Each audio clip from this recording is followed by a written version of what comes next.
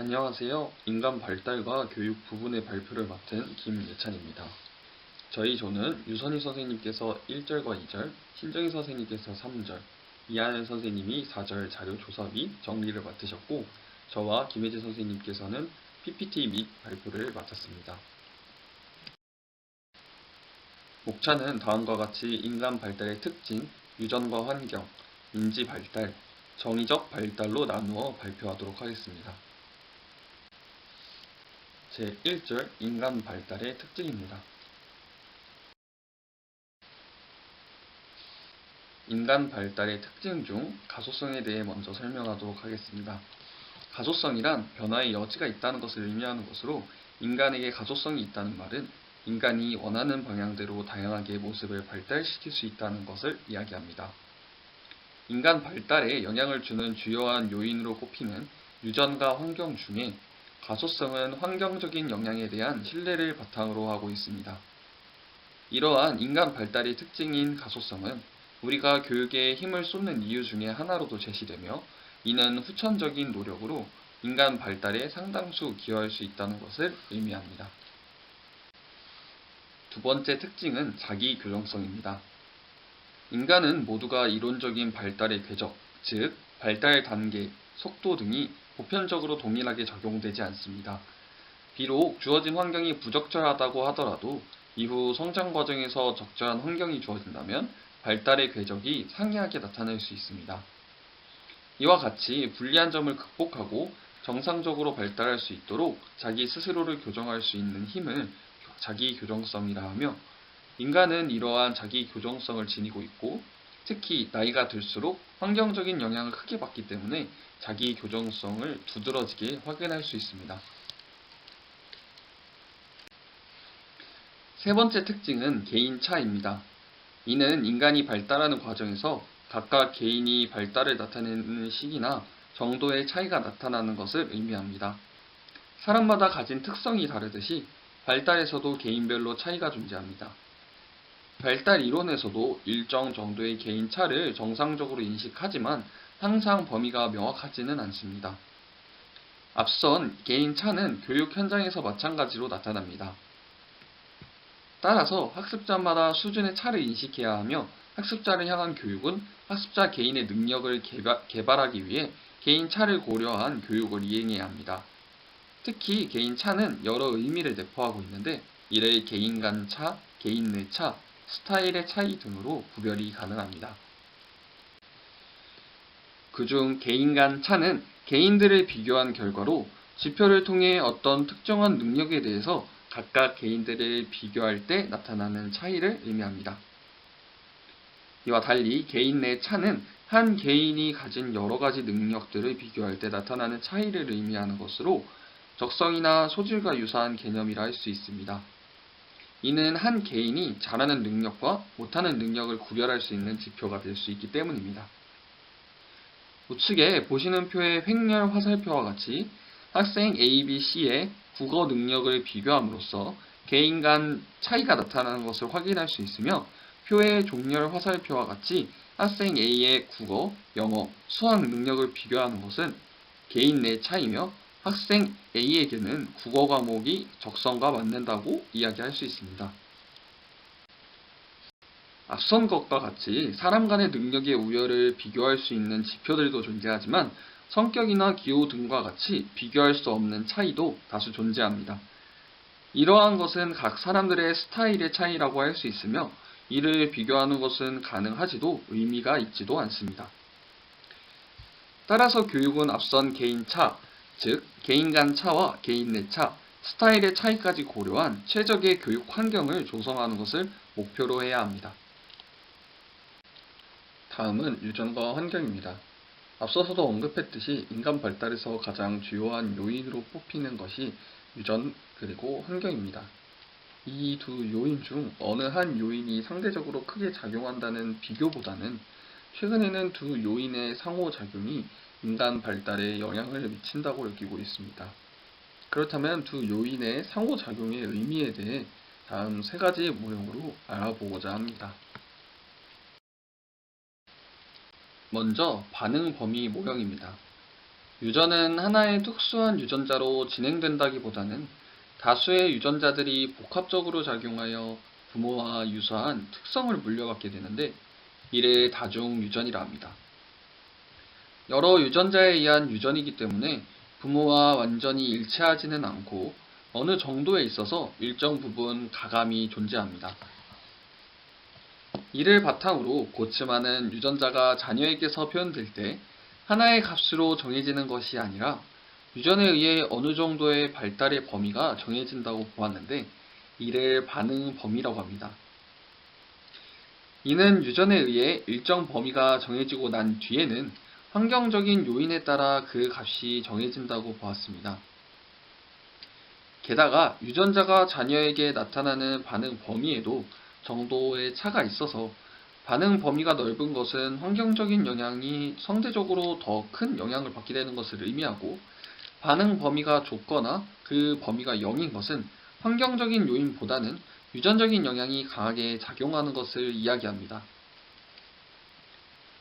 예를 들어 표에서 광식을 보시면 광식은 유전적인 영향으로 IQ가 약 40에서 120 정도가 반응의 범위로 나타나는데 그 범위 내에서 풍요로운 환경으로 갈수록, 즉 가로로 갈수록 긍정적인 환경의 영향에 의해서 그 값이 범위 내에서 점차 높게 측정되는 것을 그래프로 확인하실 수 있습니다. 다음은 와딩턴이 제시한 수로와 모형입니다. 그는 수로화라는 것을 유전자에 의해 발달이 특정한 반응을 불러일으키도록 제한된 현상이라고 하였습니다. 그는 인간 발달을 땅 위에 파인 수로로 공이 굴려내려오는 장면에 비유한 것으로 수로는 유전적으로 결정된 발달 경로를 의미하며 그 수로의 깊이는 유전적인 영향의 크기를 나타냅니다. 그림을 보시면서 설명을 드리자면 검은색 공이 유전적으로 결정된 수로 내에서 아래로 이동하게 되는데 예를 들어 철수의 학업 능력이 수로라면 국어 교사에 대한 선호도가 높아 이쪽으로 굴러가거나 혹은 수학 교사에 대한 선호도가 높아 이쪽으로 굴러가는 등 작은 환경적인 요인에도 공의 경로는 뒤바뀔 수 있습니다. 마지막 모형은 통시적 상호작용입니다. 이는 세미로프와 챈들러가 주장한 내용으로 그들은 인간 발달을 시간의 흐름에 따른 변화로 인지하고 시계에 따른 유전과 환경의 상대적인 영향력을 강조하였습니다. 우측의 그래프를 보시면 발달 시기에 따라 지능에 영향을 미치는 유전과 환경의 상대적인 세기를 가상으로 표현한 그래프입니다.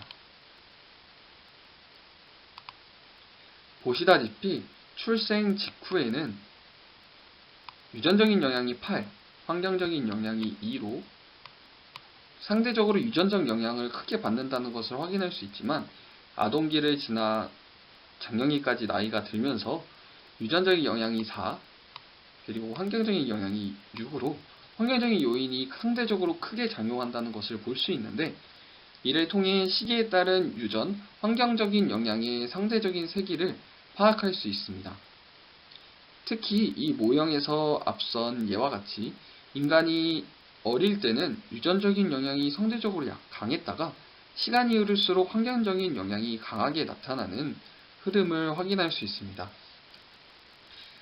위 세 가지 모형을 통해서 우리는 유전, 환경적인 상호작용이 인간 발달에 미치는 영향, 한도 흐름을 파악할 수 있습니다. 다음은 인지 발달입니다.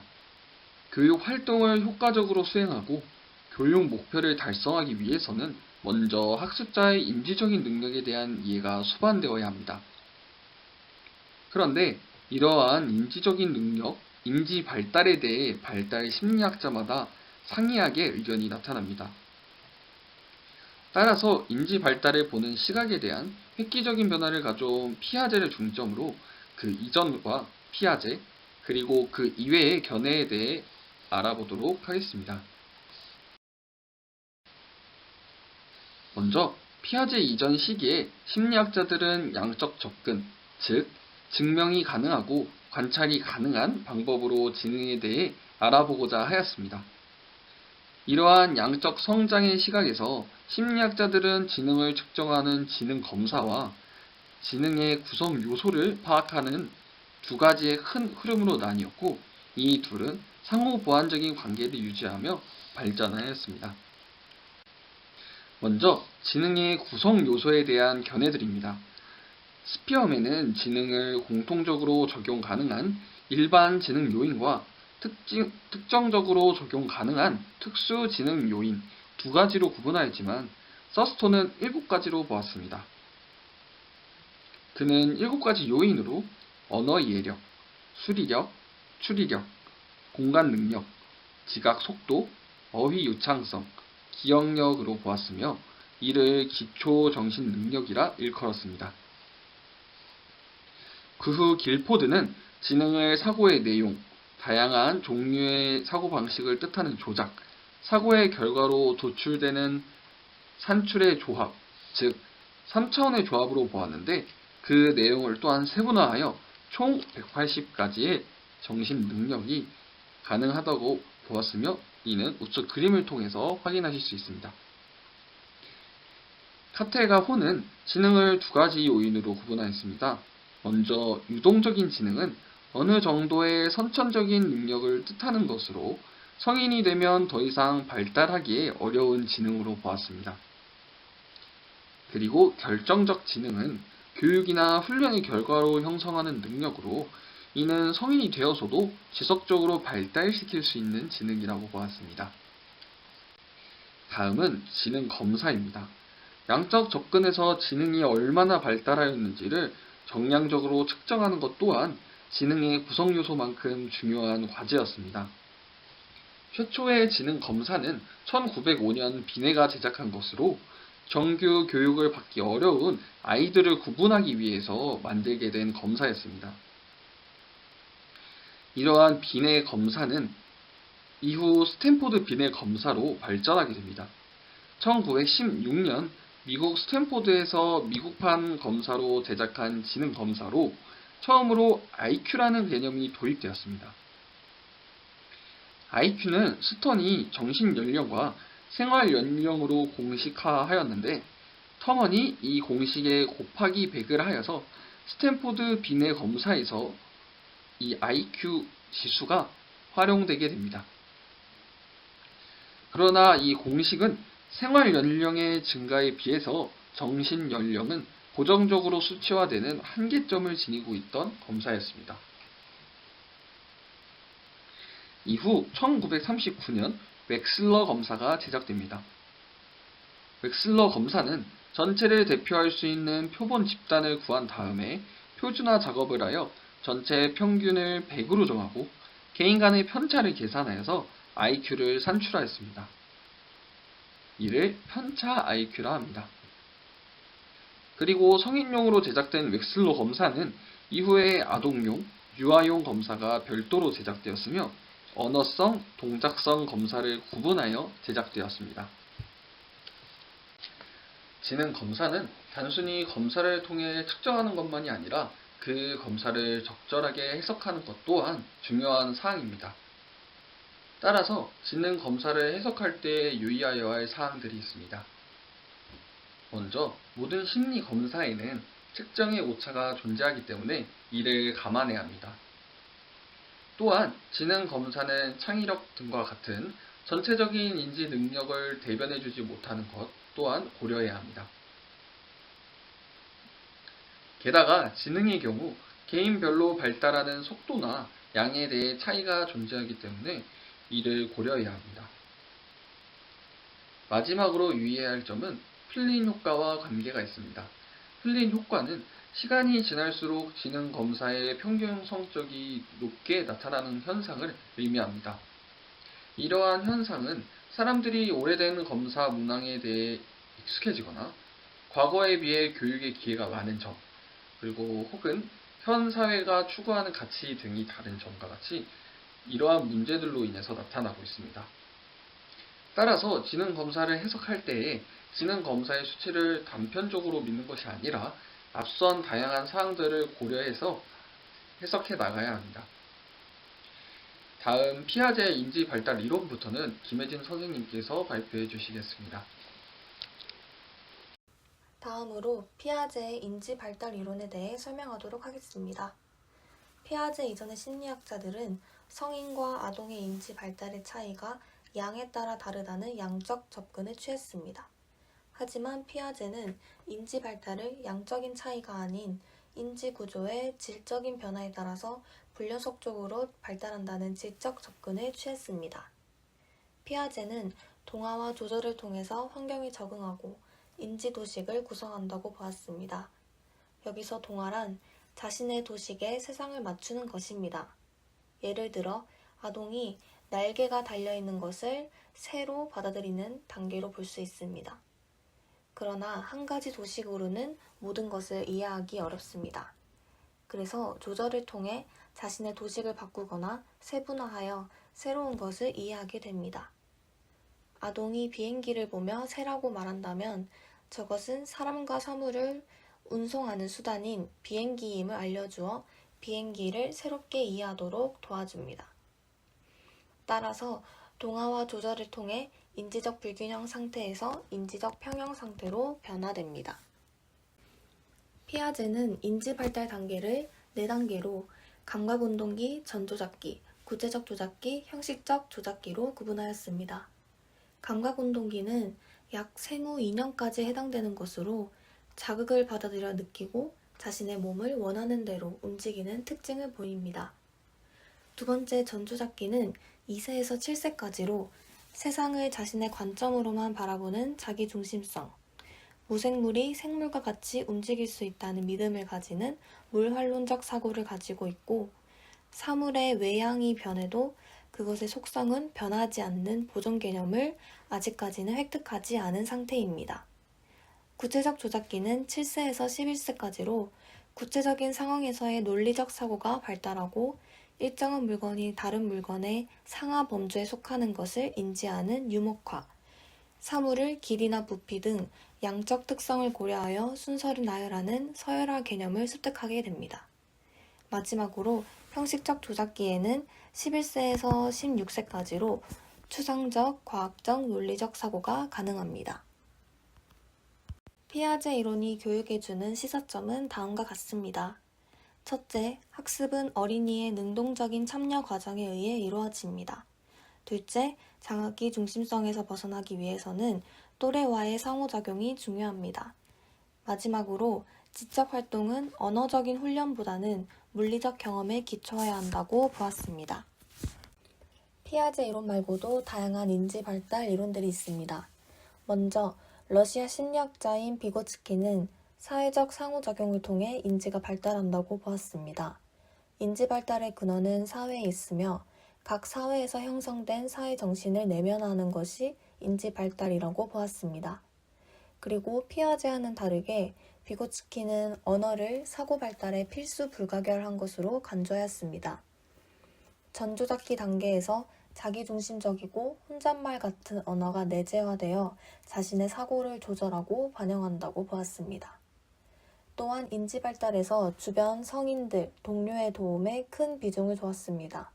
이를 비계라고 부르기도 합니다. 비고츠키에 의하면 아동에게는 실제적 발달 수준과 잠재적 발달 수준이 있다고 합니다. 실제적 발달 수준은 아동이 누군가의 도움 없이 스스로 학습할 수 있는 정도를 의미하고, 잠재적 발달 수준은 타인의 도움을 통해 문제 해결을 할 수 있는 수준을 의미합니다. 두 가지 발달 영역 사이에 있는 근접 발달 영역은 혼자서는 문제를 해결할 수는 없지만 성인이나 친구의 도움을 받아 문제를 해결할 수 있는 영역입니다. 따라서 비고츠키는 부모나 교사가 근접 발달 영역을 토대로 학습 내용을 조직하고 제시해야 함을 강조하였습니다. 두 번째는 피아제 이론의 큰 틀을 유지하면서 부분적으로 수정을 한 신피아제주의자들의 이론입니다. 이들은 피아제의 발달 단계를 세분화하였고, 아동이 피아제가 말한 인지 발달 단계에 여러 특징을 나타낼 수 있음을 설명하려고 하였습니다. 그리고 어느 한 시기에 항상 동일한 수준의 사고를 하기보다는 문제의 난이도에 따라서 인지 수준이 달라질 수 있다고 보았습니다. 마지막으로 지능을 새로운 관점으로 바라본 가드너의 다지능 이론입니다. 처음에 가드너는 지능에 속하는 하위 지능을 7가지로 분류하였습니다. 언어지능, 논리수학지능, 시각공간지능, 신체운동지능, 음악지능, 대인관계지능, 자기성찰지능입니다. 그 후에는 자연탐구 지능을 추가하였고 실존적 지능을 후보로 제시해 놓고 있습니다. 가드너는 8가지 지능이 상호 독립적 관계에 있어서 특정 영역에서는 여러 개의 지능들이 복합적으로 상호작용이 가능하다고 보았습니다. 학교 현장에서는 이를 적용하여 주로 언어나 논리적 수학적 지능의 향상에 초점을 맞추었던 것에서 벗어나 학생들의 서로 다른 강점 지능을 개발하고 약점 지능을 보완하려는 새로운 수업 방식에 관심을 보이고 있습니다. 다음으로 정의적 발달에 대해 알아보겠습니다. 정의적 발달이란 무엇일까요? 정서, 성격 등을 포함하는 비신체적, 비인지적 특성의 발달을 포괄적으로 지칭하는 개념입니다. 그 중에서 정서는 기쁨과 슬픔 등 감정을 주관적으로 경험하는 것입니다. 정의적 발달은 인지적 발달에 비해 주목을 많이 받지는 못했지만 우리가 살아가는 데 있어서 정의적 특성은 많은 비중을 차지합니다. 따라서 4절에서는 정서와 교육 간의 관계, 정서 발달에 대해 살펴보고자 합니다. 정서는 그 자체로서 교육의 내용이 될 수 있고 정서에 대한 이해는 학생 지도에 도움을 줄 수 있습니다. 정의적 교육은 고대부터 시작되어 시대에 따라 강조되는 교육 내용이 달랐습니다. 현대에 와서는 정서와 관련된 교과목이 존재하진 않지만 교육을 통한 도덕성 함양 혹은 정서의 순화를 기대하고 있습니다. 수많은 정의적 특성 중 교육의 측면과 밀접한 관계를 갖는 경우가 있습니다. 예를 들어 자율성, 수능성, 끈기와 인내 등이 해당됩니다. 자율성이 높은 학생에게는 자기주도적 학습이 용이할 것이고 수능성이 높은 학생에게는 부모나 교사가 정해준 학습 계획을 제공하는 것이 효과적일 수 있습니다. 이처럼 학습자의 정의적 특성을 이해한다면 교사는 보다 더 효과적인 교육을 하는 데 도움이 될 것입니다. 정서는 정서 상태와 감정으로 구분해 볼 수 있습니다. 정서 상태는 생리적인 변화를 통해서 측정되는 것으로 혈압이 높아지는 것, 심장이 뛰는 것 등이 해당됩니다. 감정은 정서 상태를 주관적으로 느끼는 것을 말합니다. 예를 들어 혈압이 높아지는 생리적 변화를 긴장감으로 받아들이는 것입니다. 그러나 이러한 구분은 타당한지에 대해서는 여전히 논란이 있습니다. 그 밖에도 정서를 설명하는 다양한 견해들이 있습니다. 첫 번째는 정서는 순수한 생리적 변화에 수반되어 인지작용과 무관하다고 보는 것. 두 번째, 동일한 생리적 변화여도 그것을 무엇으로 인식하느냐에 따라 정서가 결정된다고 보는 것. 세 번째, 사회 문화에 따라서 정서가 다르게 규정될 수 있다는 것. 네 번째, 정서는 학습되어 나타난 결과로 보는 견해. 이 중 어느 방법도 인간의 모든 정서를 설명해 주지는 못한다고 합니다. 어린이의 정서 발달에 대해 살펴보겠습니다. 생후 2개월에서 7개월까지는 문화와 관계없이 놀람, 분노, 공포 등 단기적인 정서가 나타납니다. 이는 얼굴 표정, 골격, 자율신경계의 변화 등을 동반하는데 이러한 1차적 정서가 생물학적으로 프로그램되어 있고 선천적으로 가지는 정서로 볼 수 있습니다. 생후 1년이 지나면 당황, 부끄러움 같은 복잡하고 다양한 정서들이 나타나게 됩니다. 이러한 정서를 2차적 정서로 부르고 자기의 의식 발달과 관계가 있습니다. 주관적인 인식에 따라 정서가 좌우될 수 있어 자기의식적 정서로 부를 수도 있습니다. 이 정서 중에서도 가장 나중에 발달하는 자기평가적 정서가 있습니다. 부끄러움, 죄책감, 자부심이 해당되는데 이는 사회의 규칙을 이해한 후 그 규칙에 자신을 비추어 본 다음에야 나타나기 때문에 가장 늦게 발달됩니다. 마지막으로 자기의 발달에 대해 살펴보겠습니다. 아동은 어릴 때부터 낮은 단계에 자기에 대한 의식이 생기고 이것이 성장하면서 자기 개념, 자기 존중감, 정체감, 성격, 습관 등을 형성하게 됩니다. 4절에서는 자기 개념, 자기 존중감, 자기 조절에 대해 알아보도록 하겠습니다. 첫 번째, 자기 개념입니다. 제임스는 주체로서의 자기와 객체로서의 자기를 구분하였습니다.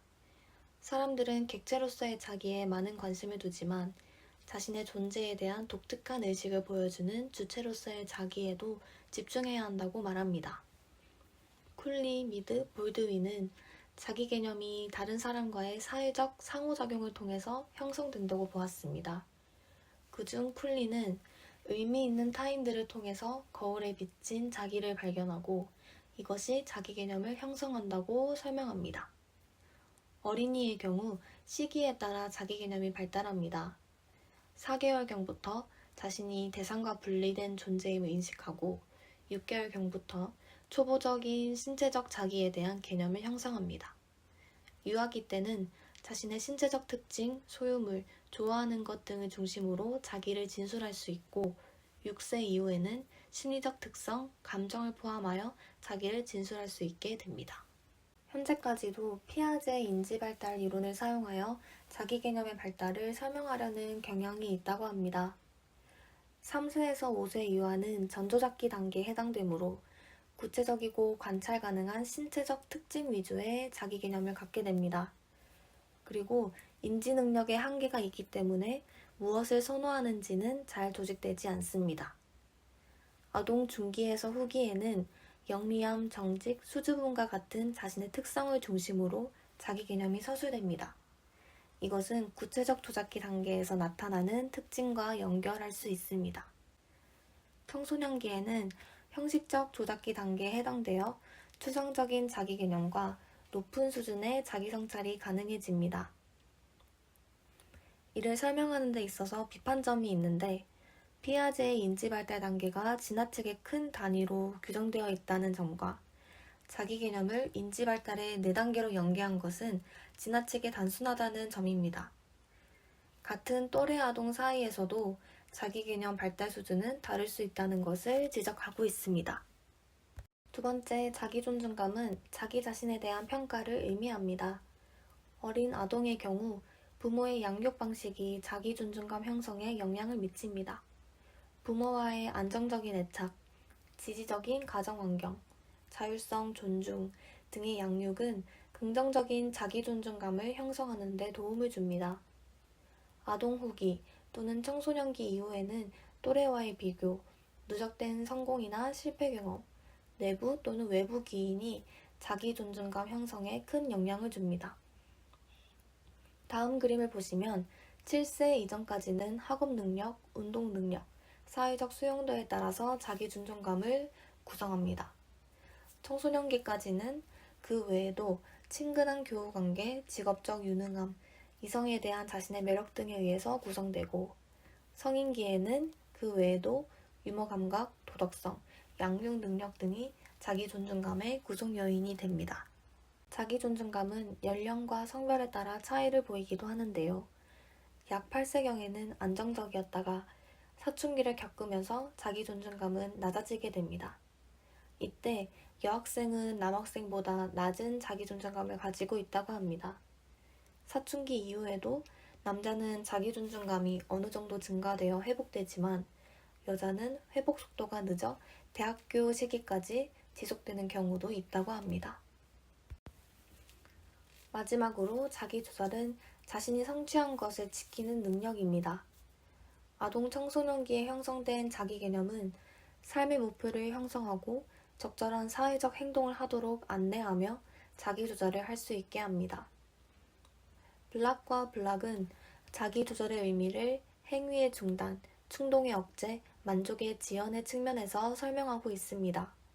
첫째, 행위의 중단은 내가 지금 하는 일을 그만둬야겠다고 생각했을 때 실제로 그만두는 것을 말합니다. 예를 들어 흡연, 음주, 도박 등 중독성이 강한 행위는 그만해야겠다고 생각을 하지만 실제 행동은 그만두기 어려울 수 있습니다.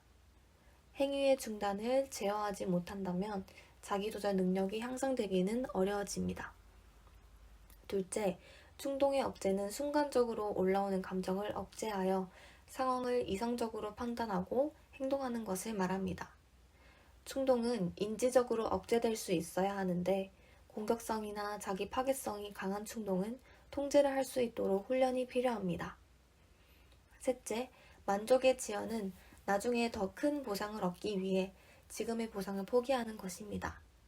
대표적인 실험으로는 잘 알고 계시는 마시멜로우 실험이 있습니다. 어렸을 때 자기조절 능력이 오랫동안 지속된다고 합니다. 따라서 부모나 교사는 어린 아동이 자기조절 능력을 키울 수 있도록 적극적으로 안내할 필요가 있습니다. 이상 발표를 마치겠습니다. 시청해주셔서 감사합니다.